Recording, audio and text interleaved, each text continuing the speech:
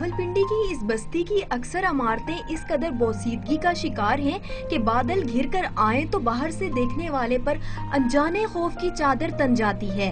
अक्सर घरों के शिकस्ता दरो दीवार मौसमों की शिद्दत का मुंह बोलता सबूत हैं, लेकिन 2 और 2 4 के चक्कर में पड़े यहाँ के रिहायशियों के लिए तो यही काफी है कि ये घर उनका अपना तो है। ये बाप दादा की जमीन है, हम इसको बिल्कुल छोड़ के नहीं जा सकते।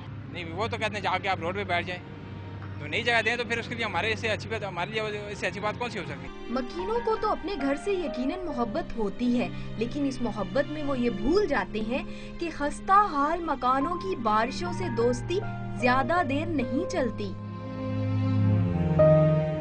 इन बोसीदा इमारतों के मकीनों का कहना है कि इन्हें बारिशों से डर नहीं लगता।